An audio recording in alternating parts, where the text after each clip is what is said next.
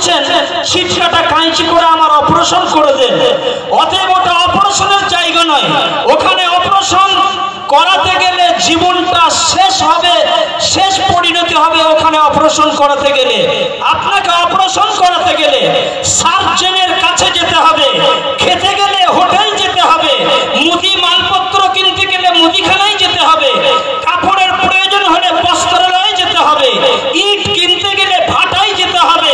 যার যেটা দরকার সেই সাবজেক্ট, সেই মার্কেটে, সেই দোকানে যেতে হবে। তবে আপনি সেটা সঠিকভাবে পাবেন, আপনার জীবনটাও বাঁচবে, সংসার ভালো চলবে। আপনি মাসাইলের দিক দিয়ে যখন যাবেন, আমি যদি মনে করি আমার ঈমানকে তাজা করব,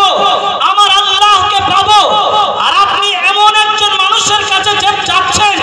যার আল্লাহ সম্পর্কে ধারণা নেই, কোরআনটা সে বিশুদ্ধর সঙ্গে পড়তে পারে না, তেলাওয়াত করতে পারে না, আপনি এমন পীরের কাছে, এমন আল্লাহওয়ালার কাছে বড় জামার বড় টুপি সুফি সান্ডাইটের মতো দাঁড়িয়ে আছে, তার সামনে যে আপনি খেলাফতি নেওয়ার আশায় যদি মনে করেন তার কাছে আমি বুজুর্গ সাজবো, আল্লাহওয়ালা আর আল্লাহকে পাবো, আর সে সূরা ইয়াসিনের তরজমা করতে পারবে না, সে সূরা রহমানের তরজমা করতে পারবে না, বুখারী শরীফের বিষয়ে তার কোনো জ্ঞান থাকবে না,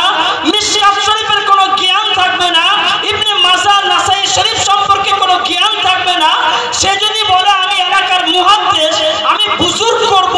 আর গলিতে গলিতে গিয়ে আমি মানুষকে ইসলাম করাবো, আমি দায়িত্বের সঙ্গে বলছি যারা এই কাজ করছে আর এই কাজের সঙ্গে যারা যুক্ত থাকবে উভয়ই মূর্খের সঙ্গে বাস করছে। যারা বলে ঠিক না বল, সেই জন্য সকলকে বলবো আমরা খেয়াল রাখবো কারা অলিতে গলিতে ঝোপে, বাড়ির পান্ডারে, ঘরের ভিতরে, এই এলাকা পীর মরহুম শামসুদ্দিন সাহেব রহমতুল্লাহ এলাকা, এই এলাকা মীর হাসান সাহেবের এলাকা, এই এলাকা সুফি আবু তালেব চৌধুরী সাহেবের এলাকা, এই এলাকা উম্মুল মাদারিস করজ গ্রামের এলাকা, এই এলাকা কৈথনের এলাকা, এই এলাকা গড়াগাছা বেনাকর পাঁচপাড়া মাদ্রাসার এলাকা,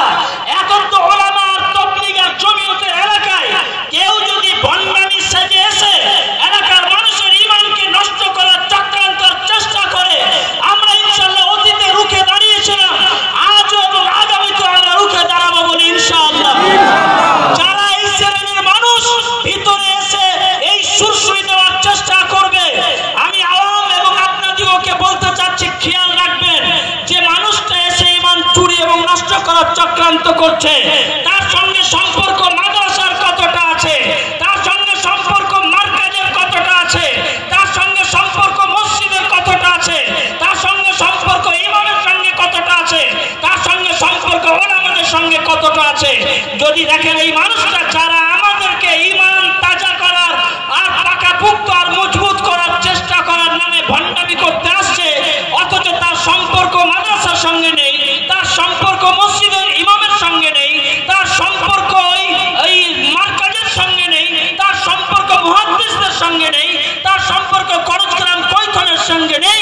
আপনি জেনে রাখবেন এই লোকটা ভণ্ড, 100% ভণ্ড। মাদ্রাসাকে বাদ দিয়ে, কোরআনকে বাদ দিয়ে, রাসূলের আদর্শকে বাদ দিয়ে, উলামায়ে কেরামকে বাদ দিয়ে ঈমান মজবুত করা যায় না। সেই জন্য সকলকে বলবো আমরা ঈমানকে মজবুত করব বলি ইনশাআল্লাহ, এবং আমরা শরণাপন্ন হব মার্কাজ, মাদ্রাসা এবং উলামায়ে কেরামদের কাছে। আমাদের সঠিক দিশা এবং নির্দেশনা দেখাবেন কোরআন আর হাদিসের বিদগ্ধ পণ্ডিত আলিমে দ্বীন, ওই মুহাদ্দিস এবং উলামায়ে কেরাম আর শাইখুল হাদিসগণ। সেই জন্য আমরা উলামায়ে কেরামদের দেখানো, আকাবিরদের দেখানো, বুজুর্গ এবং আল্লাহওয়ালাদের দেখানো সেই পথে আমরা সবাই চলার চেষ্টা করব, চলবো বলি ইনশাআল্লাহ। আমাদের সামনে বক্তব্য রাখবেন মুফাসসিরে কোরআন